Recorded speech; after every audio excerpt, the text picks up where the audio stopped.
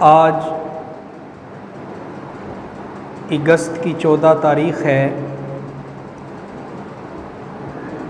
آج سے تقریباً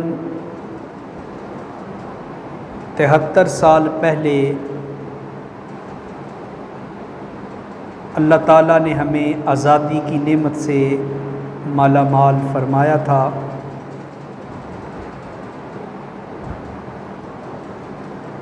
آزادی بہت بڑی نعمت ہے اور انسان جس ملک میں پیدا ہوتا ہے، جہاں اپنی زندگی گزارتا ہے، جوان ہوتا ہے، اس ملک سے، اس زمین سے، اس وطن سے فطری طور پر انسان محبت کرتا ہے۔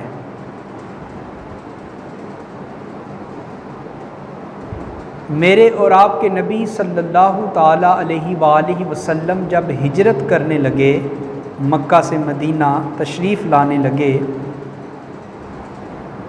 تو حضور جب مکہ سے رخصت ہوئے تو آپ نے الوداعی نظر شہر مکہ پہ ڈالی۔ جس طرح ہم کہیں جانے لگتے ہیں تو آخری سلام لیتے ہیں سب سے، اسی طرح حضور نے الوداعی سلام لیا اور شہر مکہ کو حضور نے دیکھا اور دیکھ کر کہا، اے مکہ، میں تم سے بڑا پیار کرتا ہوں اور میرے دل میں تیری بڑی عزت ہے، تو مجھے بڑا محبوب ہے، میں کبھی تجھے چھوڑ کے نہ جاتا، مگر تیرے شہر میں جو مشرکین مکہ ہیں، اللہ کے دین کے دشمن ہیں، وہ ہمیں یہاں آرام سے رہنے نہیں دیتے۔ اگر یہاں کے لوگ مجھے یہاں سے نکلنے پہ مجبور نہ کرتے تو میں کبھی تمہیں چھوڑ کے نہ جاتا۔ تو دیکھیں، حضور علیہ السلام مکہ میں پیدا ہوئے، بچپن گزارا، جوان ہوئے، اپنی عمر کے 53 سال حضور نے مکہ میں گزارے، مگر جب اپنے شہر کو چھوڑنے لگے ہیں تو اس کی جدائی میں حضور کی آنکھوں سے آنسو بھی نکلے ہیں۔ تو پتہ چلا کہ انسان جس جگہ پہ زندگی گزارتا ہے، جہاں انسان پیدا ہوتا ہے، اس مٹی سے محبت، اس شہر سے محبت، اس وطن سے محبت، اس ملک سے محبت، یہ انسان کی فطرت میں شامل ہوتی ہے۔ اور ہم مسلمان ہیں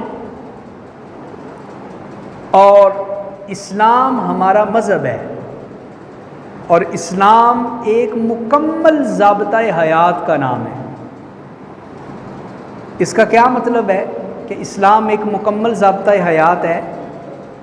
تو آسان لفظوں میں آپ یہ یاد رکھیں کہ ہماری پیدائش سے لے کر مرتے دم تک ہر قدم کے اوپر، ہر موڑ کے اوپر اسلام ہماری رہنمائی کرتا ہے۔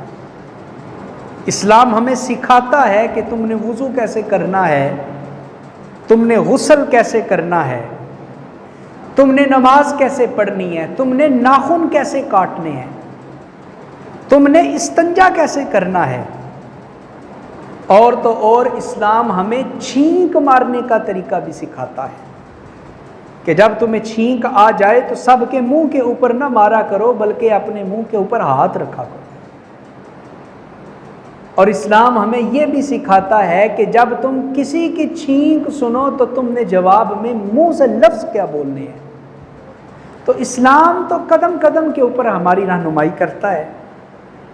تو کیا خیال ہے، جس اسلام نے قدم قدم پہ ہمیں چلنا سکھایا، بولنا سکھایا، بیٹھنا سکھایا، لوگوں کے ساتھ بات چیت کرنا سکھایا، کیا اس دین اور اس مذہب نے ہمیں ملک چلانے کا طریقہ نہیں سکھایا ہوگا؟